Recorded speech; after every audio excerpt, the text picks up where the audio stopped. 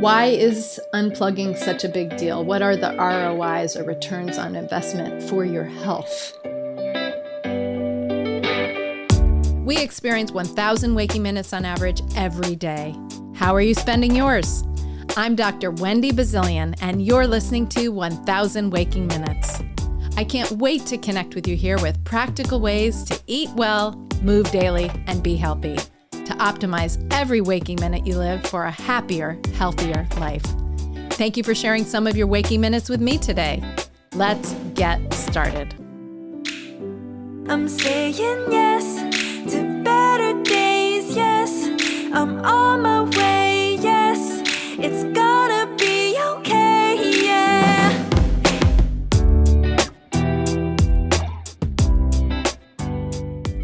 Hello and welcome to 1,000 Waking Minutes. I'm Dr. Wendy Bazilian, and today we're talking about something we all need more of, and that's unplugging. How can we truly disconnect from the digital world to reconnect with ourselves? Where would we be without technology? The digital age has certainly changed our lives for the better in countless ways, powering scientific breakthroughs, providing news about the weather with increasing accuracy, a virtual library at our fingertips. Just think about the Encyclopedia Britannica, for those of you who may have had one of those across your bookshelves as a child. Recently, with the pandemic, it helped immensely, not only allowing us to bring our offices home for good and for bad in some occasions, but to continue to be productive, to provide the opportunity for us to order what we needed and have it delivered, for us to be able to keep separation, but also maintain connection. It really was a lifeline of sorts to maintaining personal engagement over digital space so that we could smile at our loved ones and share time together through digital connection. It really was our entertainment. We would visit the live zoo cams with my daughter, who was a toddler at the time, and watch older productions of theater or symphony, and be able to feel sort of like we were transformed into the audience. And it certainly allowed us to shop more safely during that time. Unfortunately, however, when it comes to our health, there's a dark side to all these glowing screens. And as we spend more and more of our lives online, tech is becoming increasingly everywhere. It's omnipresent, even our smart homes. So when I talk about unplugging today, we have to take this a little bit with a grain of salt, because it may not be 100% possible in some instances and environments. It infuses virtually every moment. What I hope to address today is how within our 1,000 waking minutes on a daily basis, we can take some moments of respite. How can we handle this relatively still new in the scheme of human evolution, of having so much technology literally at our fingertips and in our palms? This is not a big elephant in the room anymore. Technology is part of the fabric. We engage it. We've come to rely on it. We're forced to use it in some occasions, literally forced. There have been instances, and I'm sure you have instances and occasions as well, where there was no other way. There was no printed map to get you where you needed to go. And in many cases, I hope also to enjoy what the digital world has brought to us. But there's no question that it's overwhelming, and we could all benefit from some time to unplug. That's where this fits squarely within our 1,000 waking minutes. You don't have to take a 1-week retreat that is completely off the grid without reception to be forced into this. There are ways in a life to have connection, but not digital connection for a spell. So I'm talking about today thinking of ways on a day-to-day basis to disconnect with the digital and reconnect with life and indeed with ourselves, which of course can be meaningful and cumulative from week to week on our overall well-being. So, in fact, I'm trying to establish what are the rules of what the book I've wanted to write for a good 10 years. I have notes on this from 10 years ago, at least, is the rules of disengagement. So I'm working toward that. We'll see if that comes about. But, and I may still ahead, but when I started really thinking about this, it was because I became confused about the push-pull, the attraction of it, the ease of life that happened with digital living and tech, but that it was sort of creeping in and then it was pushing in and then it was taking over parts of my life and impacting my thinking, and that engaging in real life as human beings, always knowing that that's so critical. And like, how does that fit within our digital life? I have to mention the irony is not lost on me. Here we are, you and I connected by this podcast, and I'm probably streaming through your phone or some other digital device. So I'm aware that right now we're all plugged in. So much of what we do is dependent on being connected. And that's just it. So maybe we can keep our focus on the connection part of staying connected. We can't escape the tech that surrounds us, even though we need to take breaks. So today we're going to explore what happens when we intentionally step away from that. There's some TikTok trends going around right now. Some of them make me chuckle a little bit. Some of them make me a little ornery, to be honest. But the fun one, the one that makes me chuckle, is silent walking. To more extreme, the one that makes me ornery, but I like some aspects of it, is called raw dogging flights. And no, it's not as wild as it sounds. Although I don't love the term. I didn't invent it, so I'm going with it. But people searching for ways to disconnect and find some quiet. It's sort of the modern take, I suppose, on things that have been happening for centuries, especially the silent walking, which has traditions in virtually every spiritual practice, but in particular with Zen Buddhism. Unplugging is not a new idea.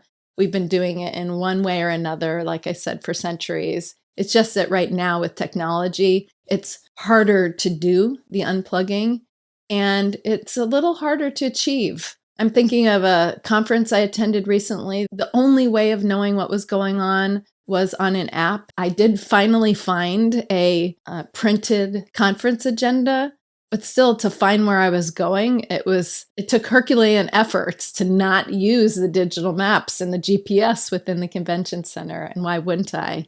Even on a recent Disney vacation, I called the Disney travelers. I said, "Do you have one of those old school maps of the Magic Kingdom?" And they said, "Oh, well, if you really want to be productive in Disney World, we highly recommend the app. That's the only way you can engage in XYZ." On vacation, I was trying to unplug and the fantasy of doing it the old way. So I want to bring us back in time for a moment to 2011. I remembered the year, but I had to rely on my digital friend to search when exactly the date was. And it was September 8th, 2011 here in San Diego. We were living up in Escondido, California. It was a very hot afternoon, but it was a beautiful day. And without any warning, we lost power. And it just seems strange. We lost cell phone reception. We lost everything. And there was no storm coming. I'm always on slightly heightened alert. In September, it was approaching September 11. It was just 2011. It was just 10 years after 9/11.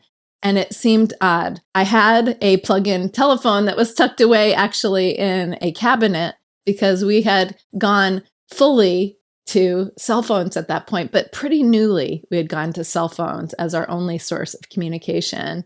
And it was through plugging in and actually calling back east to some friends and family to try to figure out what was happening. It turned out that there was a massive blackout, a sweeping, cascading blackout in Southern California that day, and it lasted for 12 hours. It was in parts of Arizona, it was in Baja California, and it affected 7 million individuals. We lost power, there was widespread disruptions, halted traffic, grounded flights, all kinds of things happened. Some areas lost running water. It became concerning, and we didn't know what happened until later. Turns out it was human error. There was some routine maintenance happening on some transformers or something, actually in Arizona. The poor person. I think at the time they actually tried to blame it on a specific person. I don't remember if they named him or her at the time, but I thought, my gosh, let's take responsibility here. Let's not blame one human for this. But my goodness, it was human error. But we had modern conveniences taken away in an instant. What I recall was that the day the power went out in San Diego was remarkable to me. If you've ever experienced a blackout that's caused by weather, then you sort of know. You may be anticipating by getting your flashlights ready or your candles or your games out. But when it came sweeping across San Diego without notice, everything just stopped. Turns out it wasn't just local, it was everywhere. And all the comforts and conveniences, and it was a hot day. You know what it did? It pushed people together. People came out of their houses. After we started to learn that it was going to last more than an hour, 2 hours, grocery stores hosted community ice cream gatherings. The news channels that were able to convey news, and people were sort of in their cars plugging in to recharge their batteries that they were worried about. But they were able to see that there was community gatherings happening. People created on-the-spot picnics. They were sort of unloading their refrigerators a little bit because there was no sign of when the power was going to come back on. And it was creeping afternoon into evening toward night. I remember wondering what was going to happen. Our neighbors next door, we came out. There are some neighbors, as happens in neighborhoods, there's some neighbors that you barely ever see or ever get to know. That day, we got to know some of them. And I thought that the ice cream socials that were happening in the grocery stores were just remarkable, giving it away for free before it melted and bringing a smile on their faces.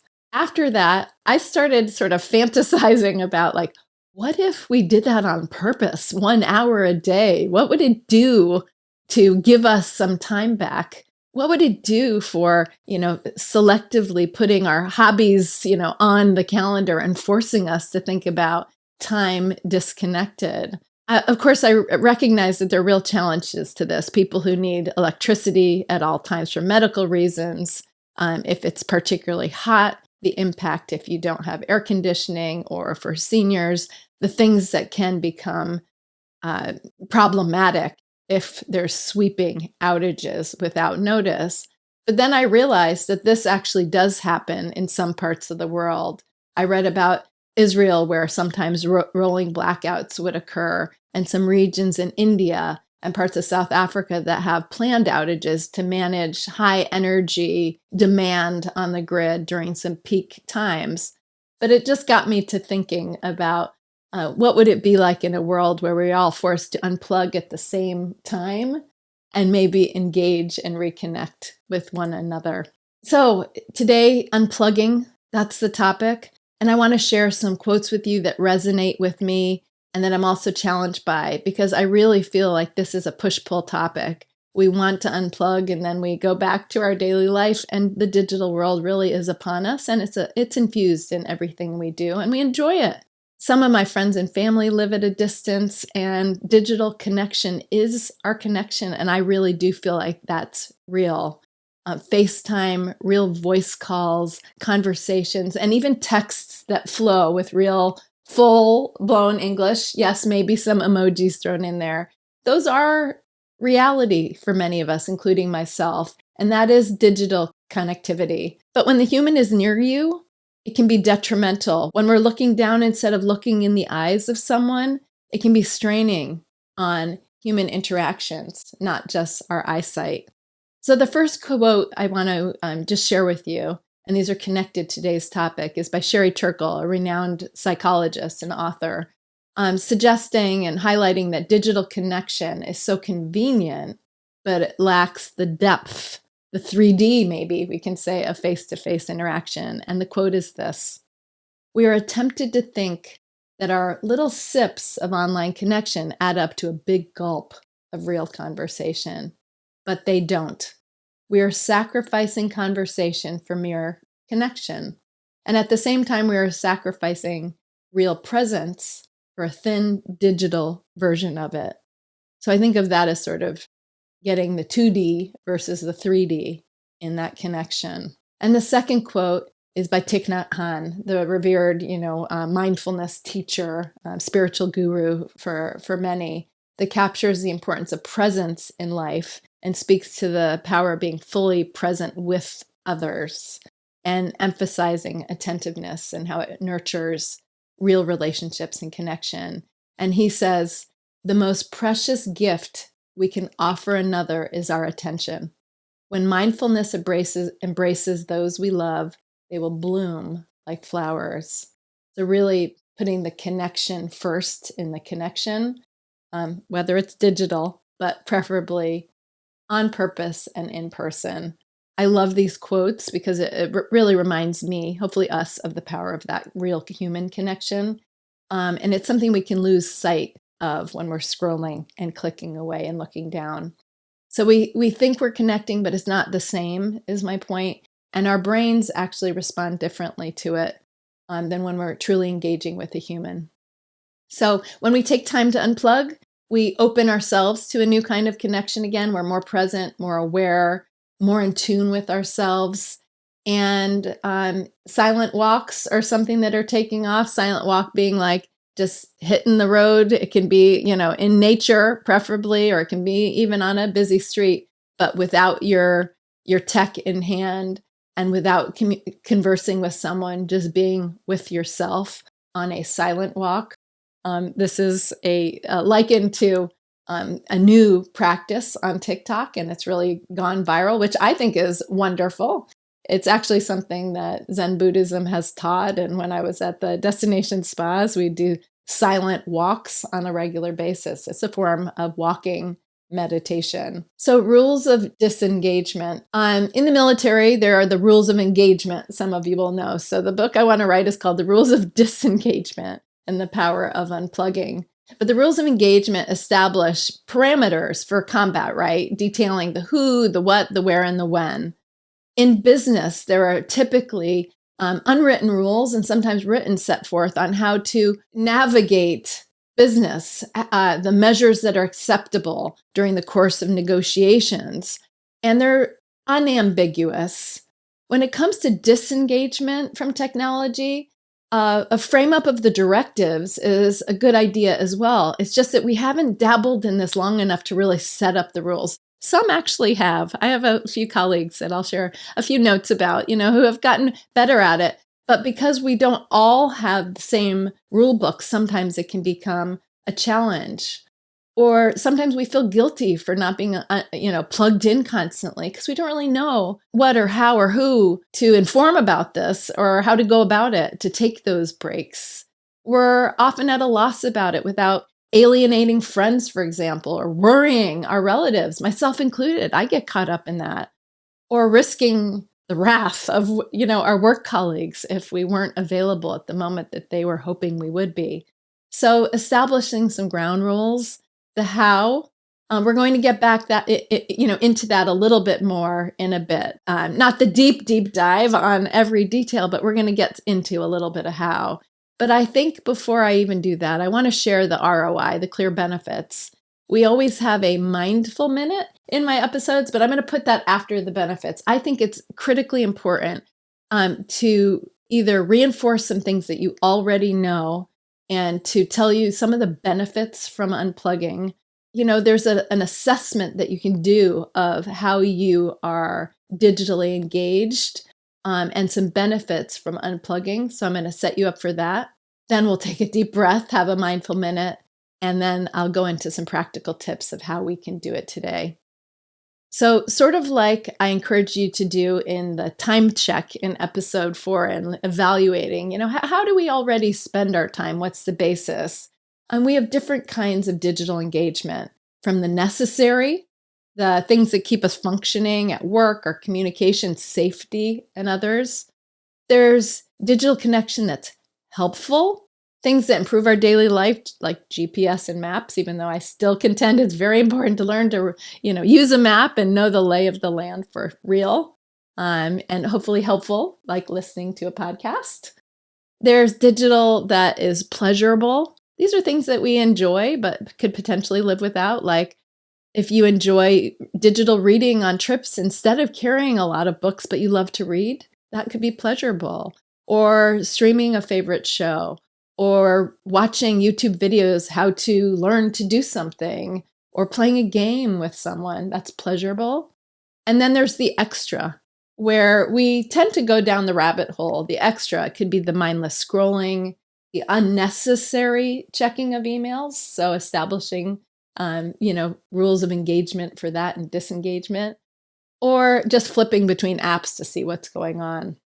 What I'm going to encourage us to do is not to take full-blown digital detox, even though I'm a big advocate if you can, take the time, make that a priority, a weekend off, a week off, a month off, I've heard people do.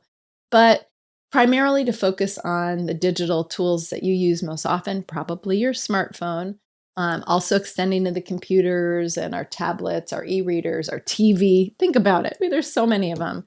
But thinking about how we use them, how often we use them, and for what.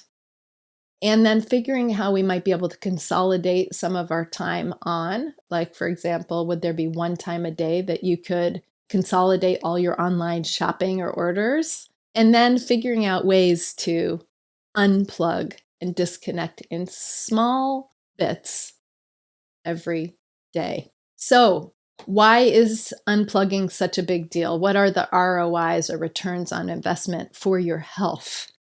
We hear it all the time to take a break from our phone, reduce the screen time, and detox from the digital world. So we're going to look at the mental and physical health reasons and introduce then some practical strategies. Studies have shown that too much screen time can lead from everything from eye strain to headaches to anxiety to depression or making it worse, and even memory issues. In a chapter in a book that I'm finishing, I talk about how constant digital stimulation can affect our brain's ability to focus, form short-term memories, and even sleep well. The more plugged in we are, the more it disrupts our natural rhythms. A powerful study a few years back out of the University of Maryland asked students to go 24 hours without any media. No phones, no computers, no TV. By the way, the raw dogging that I mentioned before is when people travel and they completely take away all creature comforts. They filter themselves down to just staring straight at a blank screen. Some of them go too far, I think, and don't hydrate or don't get up at all, but they take themselves during the duration of a flight, and it's become a mostly male-dominant sport and mostly competitive, but it's a form of taking yourself away from media for the time period of travel. So in this study of students going 24 hours without any media, their reactions were fascinating. Some described it as if they were going through withdrawal. Is there any surprise there? Have you ever felt when you put it down for a minute that you're almost like trying to pick it up right after just to check if there was one more thing you needed to check before you put down your phone? But their responses, these students, is almost like they were addicted.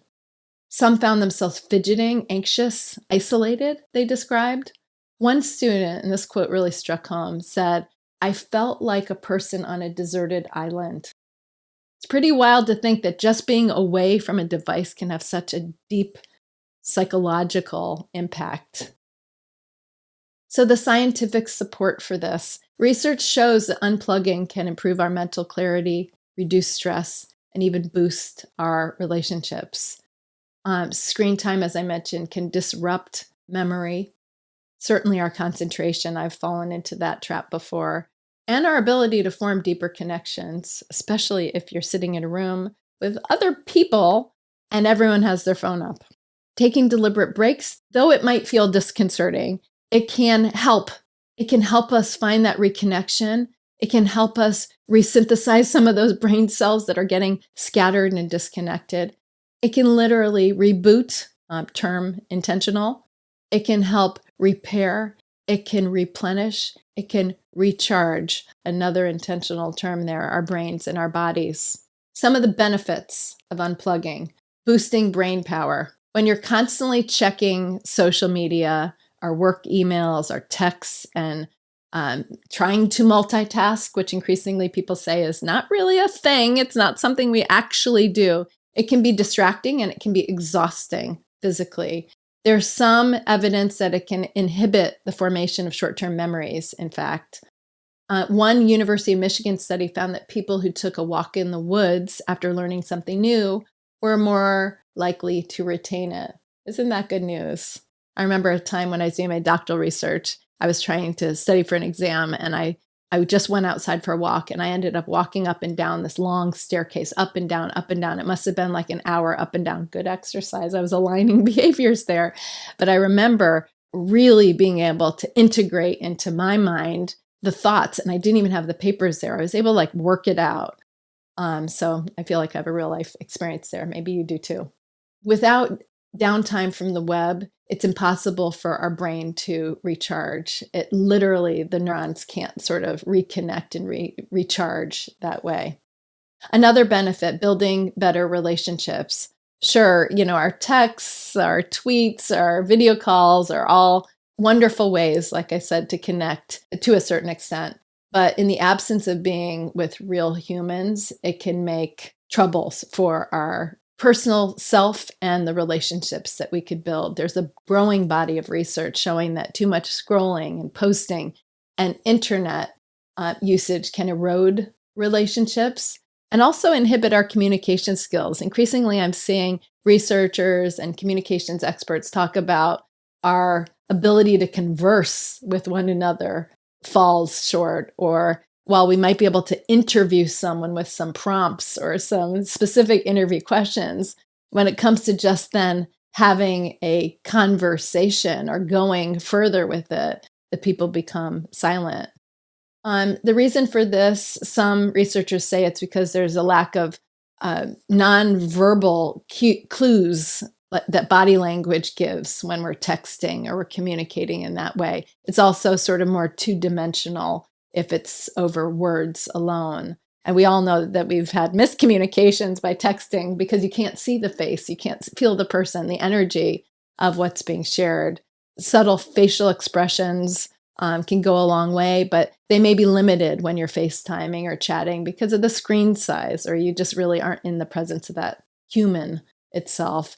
And of course, it can be isolating because you may be sitting in a vacuum in a room all by yourself. And as you look around, you're really not with other human beings, even if you're communicating on a Zoom chat or something like that. So the trick is to use the technology and also step away from it.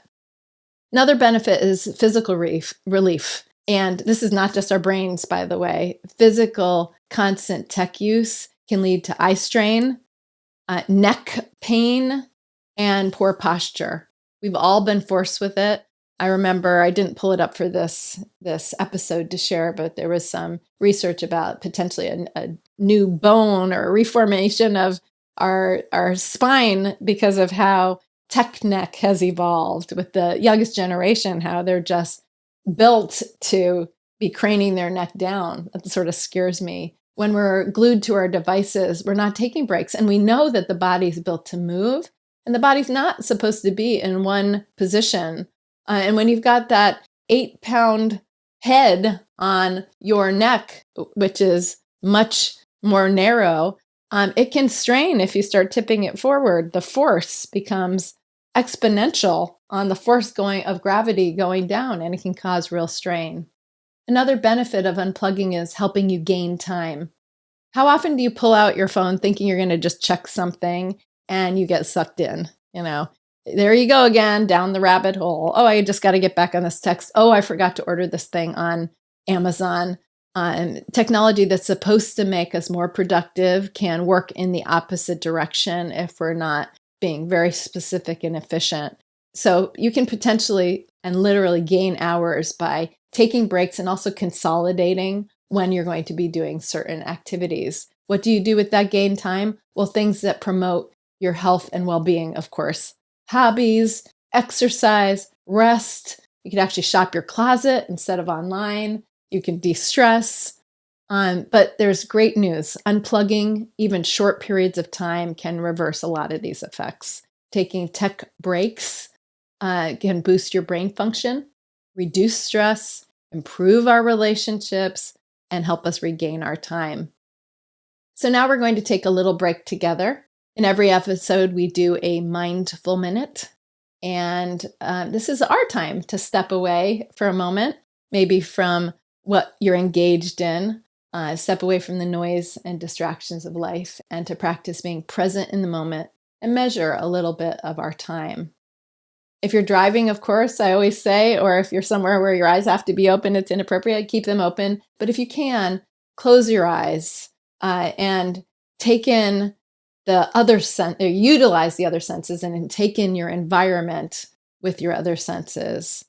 If you're in a quieter space, of course, that's a really nice thing. But a lot of us are existing, and I hope listening in whatever space suits you at the moment. Before we begin, I always set you up for the exercise so that we can spend the minute just sort of being peaceful with a few cues.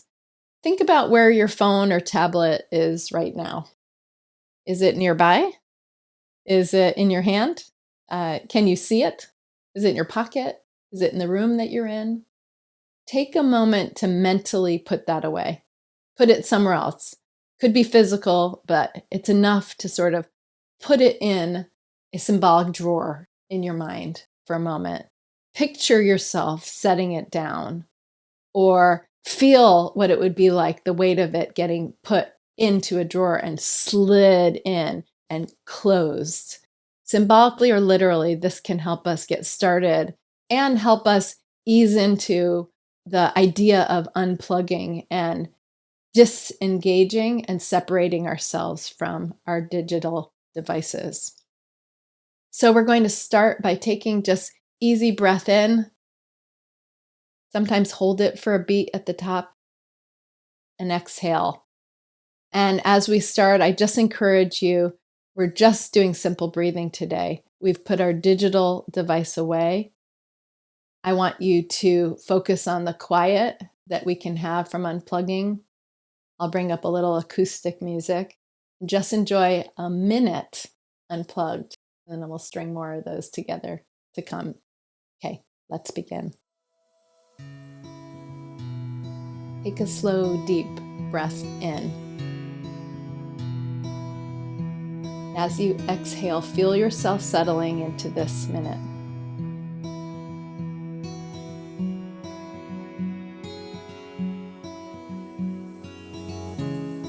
Notice your body. Are your shoulders tense? Let them relax if so, or roll them back. Are your arms resting comfortably? Is your head up, your chin tucked? As you breathe in, imagine the quiet that comes from unplugging from all the noise, the chatter of the digital world.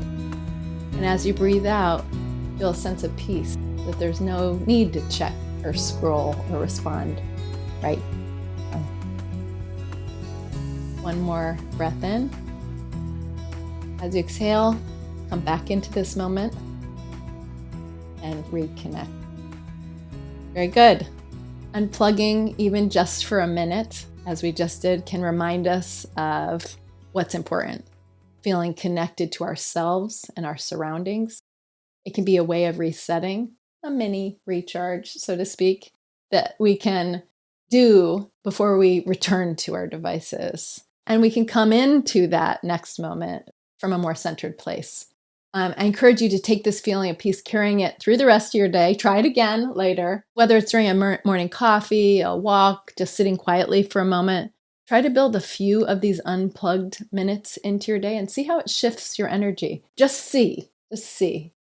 Thank you for sharing that mindful minute with me. So now we've taken a mindful moment together, our mindful minute. Let's talk about how we can bring this into a little more unplugging into our daily life. Remember, this is not about giving up technology completely. It's about finding a balance and creating moments where you can step away and recharge yourself, not just your phone on a regular basis. You are very important, and your batteries can get worn down, and your life can be improved by being recharged and renewed and into our life. So there have been some methods of digital detox that are happening. And if you care to tap into them, be my guest. It's taking deliberate breaks from technology, and it's essential for mental health. So if you like the idea of calling it silent walking, I'll tell you a little bit about that more.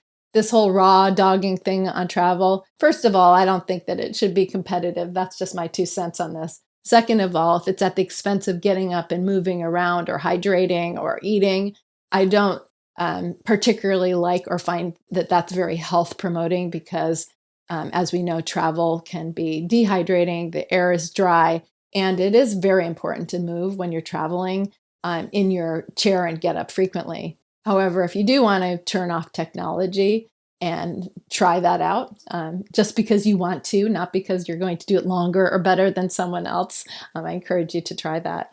But here are a few of my practical tips. At meals, put the device down. We've all heard this before. I've even said it before, but make mealtime sacred, whether you're eating alone or with others. So, take some kind of way to unplug on a daily basis. And this could be a good time to disconnect with the device. You put the phone out of sight, you put it out of a room. There are actually boxes for families, just like they have in schools, where you could actually put it in and sort of lock it up or put it in and cover it to give you a break from those notifications. A second tip is try a silent walk. You may have heard about the silent walking that I've mentioned. It's a great way to combine movement, mindfulness, and maybe even nature, or at least some fresh air. Try leaving your headphones and phone behind if it's safe, or carry your phone just for emergencies and put on emergency notifications. And just walk. Listen to the sounds around you, feel your footsteps, hear and feel the wind, maybe the birds, or maybe it's traffic. But it's a way to unplug from the digital world and get back into the real world for a time. Another tip is using your time. And what I mean by that is twofold. One is creating time boundaries. One of my favorites is setting some no screen time rules. Maybe it's the first 30 minutes of your day. Maybe that you wake up and for the first 30 minutes, use a digital clock. I have several of those around the house. Here's one I'll hold up right now. Digital or analog. I guess that's analog. It has a digital bottom, so I actually blocked it, turned it off. But use other means to measure time and block off times instead of diving straight into your digital scroll or social media. Use that time for something else. Exercise, stretching, making breakfast, or just sit quietly with your thoughts. A friend of mine recently said that that's what she started doing, is she's building in a little extra time for reading in the morning when she didn't otherwise put it there. She made time for that. It will make you feel more centered and ready to take on the day and ready to engage with the digital. And the other time-related usage, using time on your side, is limiting your scrolling to specific times or designating certain times for your online and consolidated shopping. So instead of mindlessly scrolling, maybe scrolling is pleasurable, or maybe it's something you engage in for business or because it's a way to catch up. Set designated times for that on your schedule. Maybe it's during a break after a task. You allow yourself 5 to 10 minutes. When you're engaging in any new habit, by the way, it's really good to set timers and have reminders to help you get there. This creates more intention to the time that you spend on your tech also. So you'll scroll toward the things that are really, really interesting to you, instead of getting dragged into a gossipy article or something that you say, why did I just spend time reading that? Or the comments, more likely, as I've been known to do at times when I'm mindlessly scrolling. Number 3, a tip, morning stretch without screens. Now, I mentioned this before of, setting designated time away. But when you wake up, resist the urge to grab the phone. Use the first 5 minutes to stretch. We talked about a circular massage on your abdomen for regularity in another episode. But focus on your body before you get your mind engaged in the digital space. And sort of in line with that, the morning comes the evening. I call it a digital sunset. As the day winds down, set a digital curfew for yourself where you put all the screens away. Not the second that you go to bed, but in anticipation of a wind down routine. We call it the sleep hygiene or sleep routine, winding down toward rest. Maybe it's an hour before bed, or starting to transition to non-digital activities like reading, stretching, or reflecting on your day can help not only wind down and get off of the screen and the impacts it has on the brain, but it can improve sleep quality as well. Perhaps a tech-free commute. Now, some people really like to engage in their radio listening or the podcast listening on a commute. But if you're taking public transportation, maybe consider spending part of your ride without any digital distraction, where you actually look around. You see who's coming and going, or just to let your mind wander. It's amazing the things that can happen when you allow yourself time to let your mind just go on its own mission and adventure. It's a small shift, but it gives your brain a break as well.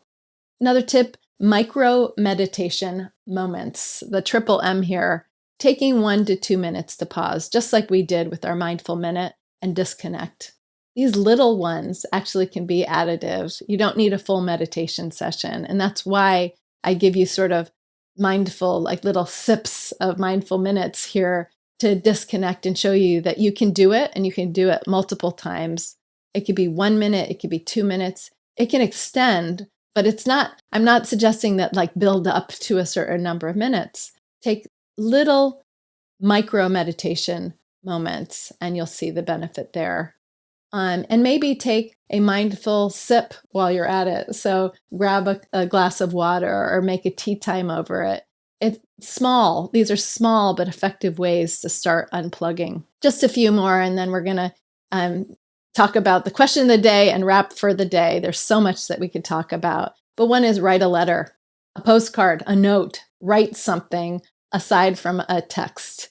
We know we rely on our phones for communication and to stay connected. I find it quick and easy. I find it fun, and I find it a way to touch base sometimes with more people than I would otherwise be engaged with on an ongoing basis. But teens in particular these days, and there's some research to support this, they're on their texts all the time.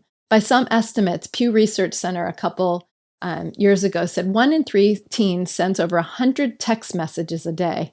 And more than half of teens using texting to communicate daily with friends. They're using texting daily versus picking up the phone, running to the phone, as some of us used to do as kids. And only 33% regularly talk face to face. So conversation, writing a note out, bringing our thoughts to paper, teaching how to write a note or a letter to someone is next level. And it's a big deal, and it's a way to disconnect from the digital world while also teaching about communication, conversation, and engaging with others through that method. And finally, I want to encourage us to read aloud. This may sound like a one-off, but it is a passion topic for me. For deeper engagement, to counterbalance the isolating and distracting nature of technology, there are a few sort of authors and experts that I follow and read avidly that really encourage it for a big reason. One is reading in general. Marianne Wolf, who's a cognitive neuroscientist, she has an amazing book I'll talk about another time called Reader, Come Home. And it really focuses on how digital media changes the brain and the importance of having deep reading and critical skills. She shows how digital consumption affects the brain, how we read, how we think and comprehend. And her research suggests that when we read on screens, we're skimming more than engaging in deep reflective reading. And that has a real impact on how our brain cells, our brain signals, our retention is impacted. That's real health and well-being there. That's brain health. So reading, and try reading aloud, is really key. Another favorite book is called The Enchanted Hour, and it's about reading aloud. And it definitely focuses on reading aloud to children, but it talks about reading aloud in general. And increasingly, I found it so beneficial to read aloud as families, read aloud to our senior friends as we're all aging. Reading aloud can help us counterbalance the isolating feel and distracting nature of digital devices. Gurdon, who's an author on the topic and a children's literary critic, I don't know if it's a critic, but a reviewer of some note of renown, she refers to reading aloud as a miraculous alchemy that transforms ordinary moments into deep human connection. She also discusses how storytelling and shared reading provide a remedy for our fractured attention spans. There's even research that has shown that when we engage in something, when we're reading, that our MRI scans are much more lit up. When we're reading a book, even if it has pictures on it, that when we're engaging in sort of like a digital cartoon or other digital stimuli, the MRIs of our brain basically just go dark. It is staggering. So in sum on these practical tips, I'm not suggesting that you do all of them, but start small. Start with a manageable something, a goal, like maybe a 10-minute tech-free break a day if you're really, really tied to your tech, or a tech-free dinner X nights a week if you can't do all nights a week. Establish some rules of disengagement. I have a little bit of a stepwise guide for that I've developed and continue to be developing. So you can write me if you're interested in that. But you can set up some of your own rules of disengagement because it will entail how do you let other people who care about you know if you're going to take a digital break, and they need to know where you are or what happens if there's an emergency. There's things to consider that go beyond just saying, I'm turning off technology. And find activities that you probably already enjoy that you could do and makes putting down the tech easy, like taking a silent walk or going out in nature, or maybe tying up your hands with knitting needles if you like to do that or want to learn. So remember, all of these changes add up. You don't have to overhaul your whole life. Just start with one thing. Maybe it's your phone at meals, like I said, a few minutes of screen time free moments in the morning, and certainly take advantage of a couple mindful minutes in your day, tech-free. So now I want to leave you with a question, something to reflect on and carry with you through your 1,000 waking minutes today. What's one small shift you could make today to unplug and reconnect? I gave you some tips. Maybe you can come up with others. Always eager to hear if you found some for yourself already or that you're exploring others. And remember, it doesn't have to be big. Just a small change will have a big impact. And it might be cumulative, and you will feel the benefits immediately. I promise you that. So as we wrap today, we explored how unplugging can enrich our 1,000 waking minutes. We discussed some of the ROIs, the benefits from unplugging, and some practical ways to unplug in our everyday while still embracing the wonders of technology in our lives. And remember, what's the one moment in your day you can intentionally unplug? Try it, see how it feels, tell me about it, and go forth and enjoy your technology while taking moments, or you without it. Thanks for tuning in to 1,000 Waking Minutes today. If today's episode inspired you, don't forget to subscribe and share with a friend. Text them, then put down your phone for a few. And I encourage you to take one small step today, unplug and see how it can make you feel. Thanks for joining me on today's conversation about unplugging. I'm Wendy Bazilian, and I thank you for sharing a few of your waking minutes with me today. Until next time, be well.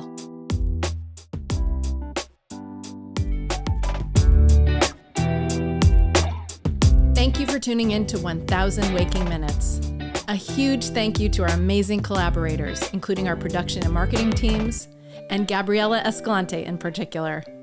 To the ultra-talented Beza for my theme music, my lifelong friend and artist, Pearl Price Photography and Design, to Danielle Ballantyne, Jen Nguyen, Joanna Powell, and of course my family, and everyone working tirelessly behind the scenes. And to you, our valued listeners, I so appreciate your support. If you enjoyed today's episode, please consider leaving a comment, writing a review, and giving 1,000 Waking Minutes, that's us, a 5-star rating. And please hit subscribe on Apple Podcasts, Spotify, or wherever you enjoy your podcasts. Please follow and stay connected at wendybazilian.com. And don't forget to share with your friends. Your support helps us grow and bring you more great content.